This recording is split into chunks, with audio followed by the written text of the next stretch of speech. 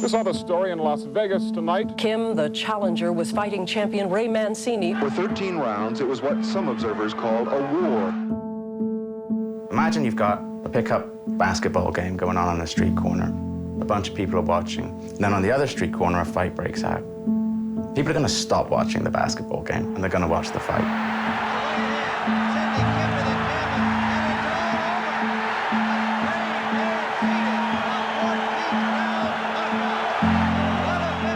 There's something fundamental and primal about boxing.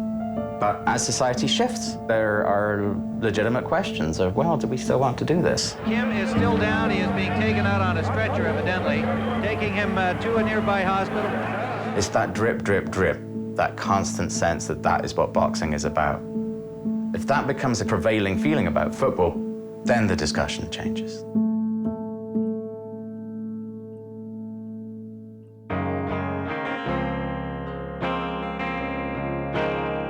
In the old days, you might turn on a television on a weekend afternoon, and 3 networks have a boxing match on. In '82 particularly, there was an NFL strike, and figuring NFL fans are going to want to see action sports, we replaced it with boxing. Mancini is enjoying being a world champion.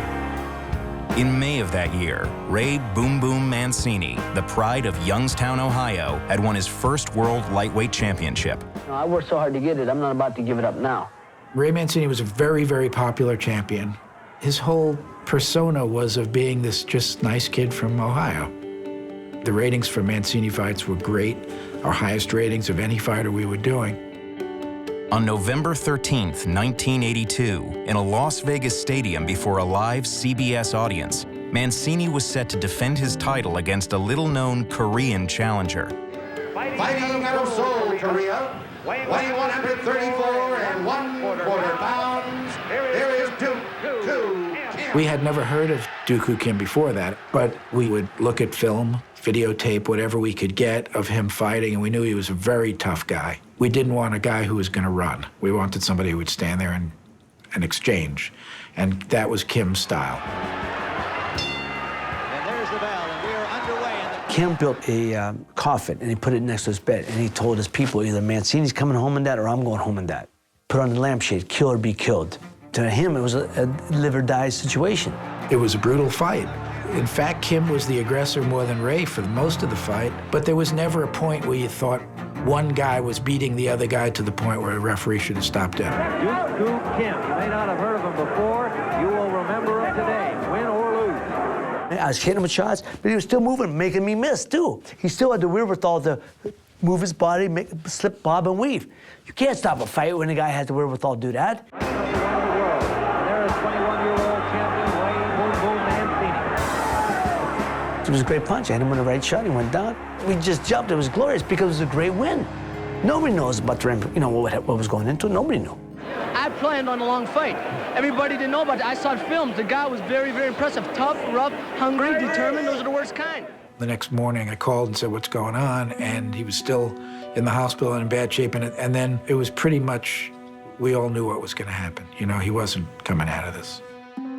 I was stunned. I was like in a dream world, from the highest to the highest to hit the lowest of the lows. A professional boxer lies near death tonight. He is duk-koo Kim, a 23-year-old South Korean lightweight.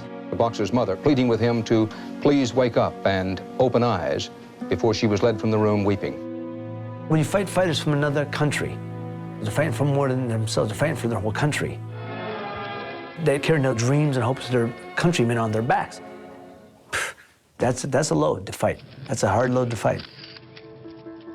Kim's death was far from boxing's first fatality in the ring.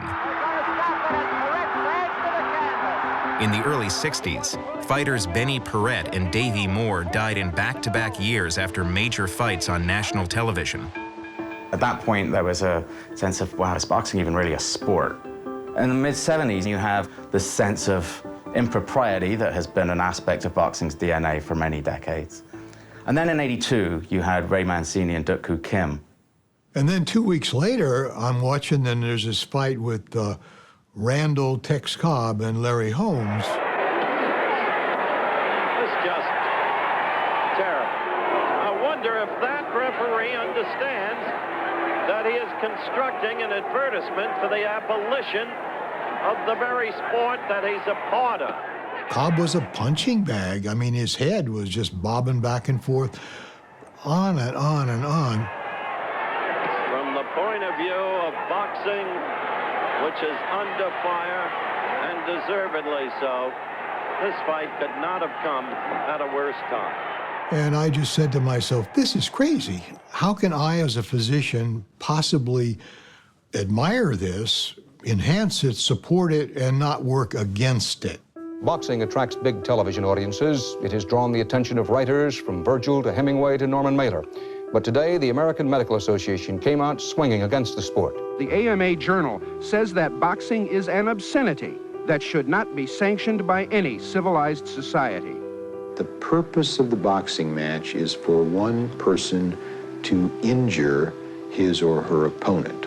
Now, when one knocks somebody out, one damages the brain, one tears brain cells. I don't think fight fans said, okay, that's it, I'm never gonna watch another fight. Just as they didn't say, okay, I'm never gonna smoke another cigarette when they put a warning on the pack.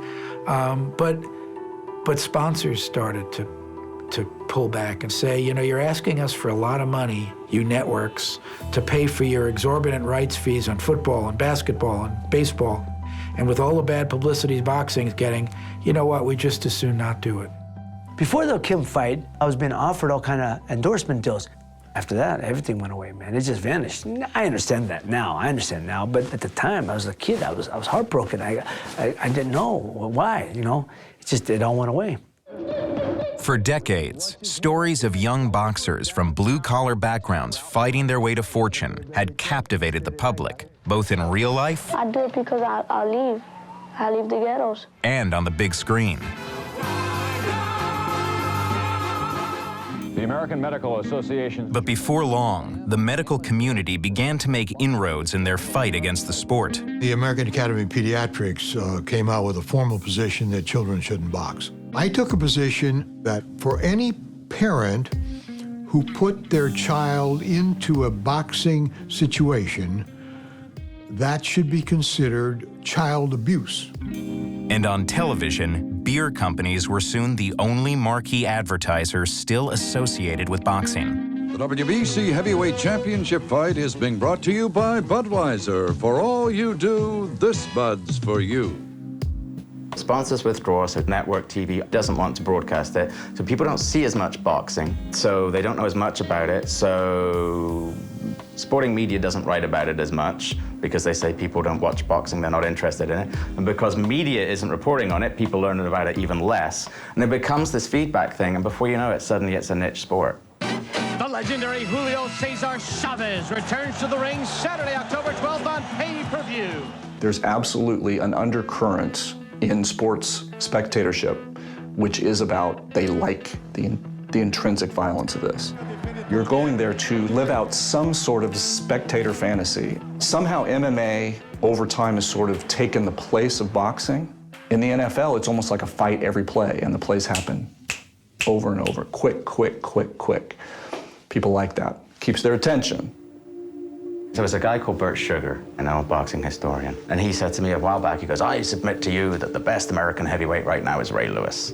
Guys who are 200 and something pounds, 6'4", 6'5", were no longer seeing boxing as the opportunity for them. They could go into football and they could earn a lot more money at a lot less risk. That perception of football is starting to change. This half-hour NFL great Junior Seau has apparently committed suicide. Sadly, he's not the first NFL star to take his own life. Meantime, more players are suing the NFL, claiming the league failed to properly protect them from concussions and brain injuries during their careers. Look, at this point, we know how dangerous football is. Anyone who continues to believe that professional football players aren't potentially shortening their lifespan by playing this game is sort of living on another planet. In a surprise announcement, star 49ers linebacker Chris Borland says he's retiring from the NFL. The San Francisco 49er is walking away from it all today, concerned about brain injury in the future. Around training camp, there was an incident, just a mild concussion, and it kind of changed the way I viewed the risks of the game. The mounting evidence and these anecdotes of guys who went through hell. By the end of the year, I had a good idea of what I was going to do. For 99.9% of people in America, football is just entertainment and theater.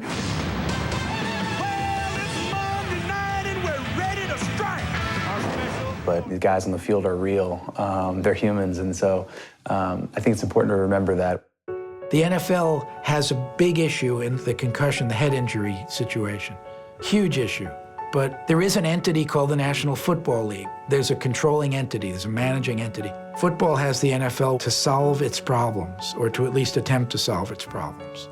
It has a PR machine to tell the public that we're working on this.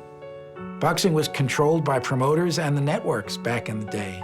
So there was no such thing as boxing. It had no ability to defend itself because there's no organization. And that might have been one of the biggest problems they had. Today, the organization behind football has more money and power than any sport in American history. You now make about $10 billion a year in gross revenue. You said that by 2027, you would like to see $25 billion. We don't want to become complacent. Meanwhile, the dark side of football is hitting home on local fields across the country. Smith is the 7th high school football player to die this season, either during or immediately after a game. And we're only halfway through. I hear from young kids who love football and want to play football. And they do ask me questions of, should I play? If white suburban households stop allowing their kids to play football, is football going to die? And the answer is absolutely not.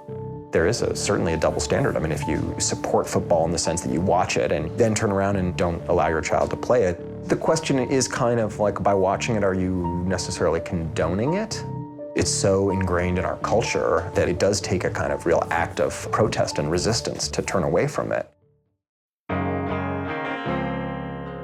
3 decades since the Kim-Mancini fight stoked medical concerns about boxing, football doesn't appear to be slowing down.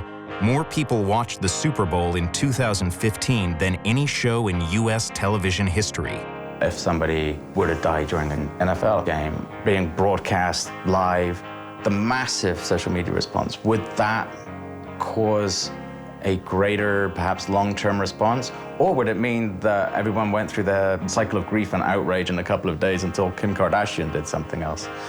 I don't know. The concussion issue has been pretty serious, and there's been a lot of conversation about it, and football viewership figures keep going up.